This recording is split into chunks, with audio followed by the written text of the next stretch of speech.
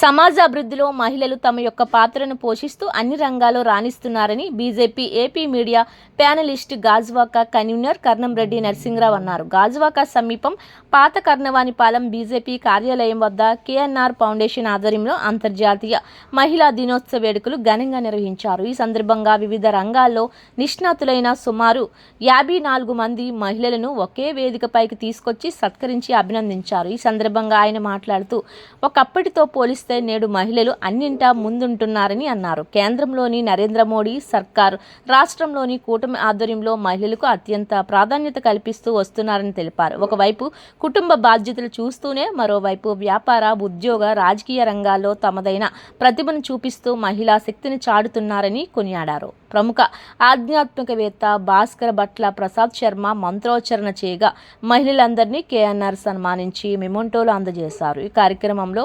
వైద్యాధికారిని doctor P Hemalatha, జాతీయ ఉత్తమ ఉపాధ్యాయ award గ్రహీత కృష్ణవేణి, జనసేన రాష్ట్ర నాయకులు గడసాల అప్పారావు, బీజేపీ నాయకులు గూటూరు శంకర్రావు, దీనంకొండ పావని, కృష్ణంరాజు, బాటా శ్రీనివాస్, కట్ట పద్మ, రోహిణి, భువనేశ్వరి, సీనియర్ న్యాయవాది కర్ణం జ్యోతి, లెక్చరర్ ఉషా మల్లిక, భాగ్యశ్రీ తదితరులు పాల్గొన్నారు.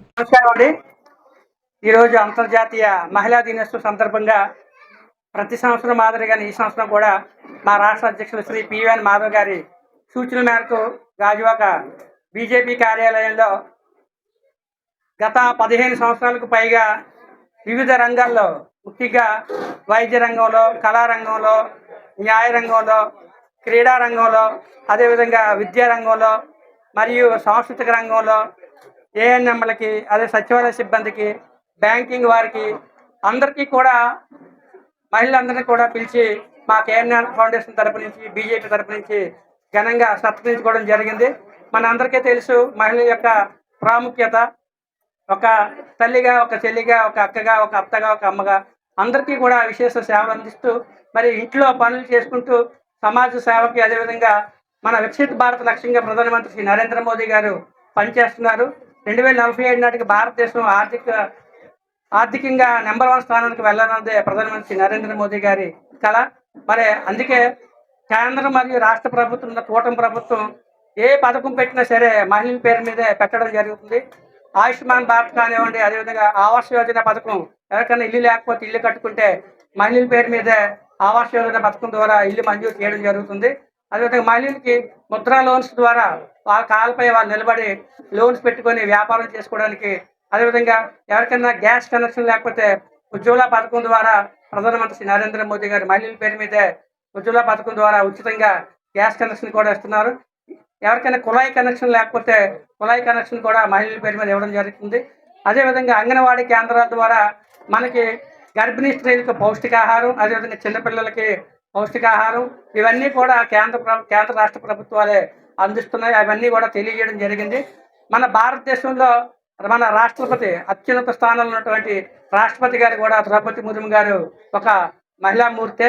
అదేవిధంగా ప్రపంచంలోనే అత్యధిక సార్లు మన కేంద్రంలో విద్యాశాఖ మంత్రిగా పనిచేసేటువంటి మేడం గారు నిర్మలా సీతారామన్ గారు కూడా మహిళా మూర్తి. అలాగే అదేవిధంగా ప్రధానమంత్రి శ్రీ నరేంద్ర మోదీ గారి నాయకత్వంలో రాబోయే రోజుల్లో ఇప్పటికే బిల్ పాస్ అయింది.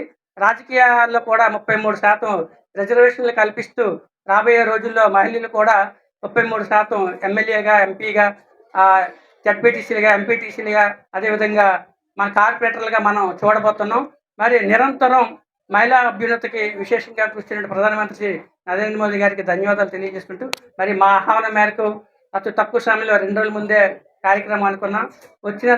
మా ఆహ్వానం మేరకు వచ్చినందుకు ప్రతి ఒక్క మహిళా మూర్తికి అందరికీ కూడా పేరు పేరున ధన్యవాదాలు తెలియజేస్తాను. పేరు కృష్ణవేణి.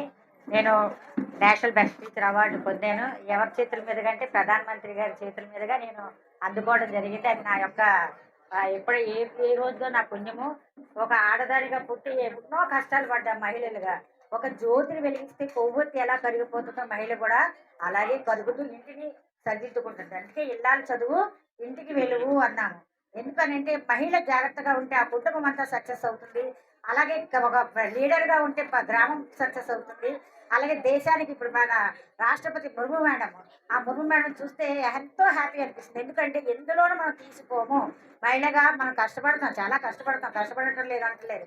కానీ ఇందులోనూ తీసిపోకుండా మనం ఇంకా కలిసికట్టుగా ఉండి మగవానితో కలిసికట్టుగా తిరిగి వాళ్ళతో మంచి మంచి సహకారంతో, భర్తతో సహకారంతో ఉండి, కుటుంబంతో సహకారంతో అత్తమామలు చూసుకుని ఉమ్మడి కుటుంబాలు చూసుకుంటున్నామంటే మహిళలు ఎంతో చక్కగా తీర్చిదిద్దుతున్నారు. ఆనాడు ఝాన్సీ లక్ష్మీబాయి వీళ్ళందరూ, ఇందిరాగాంధీ వీళ్ళంతా కూడా ఆ రోజుల్లోనే అంత సక్సెస్ అయ్యారండి. ఈ రోజు ఇంకా మనం సక్సెస్ అవుతాము, సక్సెస్ అయ్యాము, కానీ ఇంకా సక్సెస్ అవుతామని కోరుకుంటూ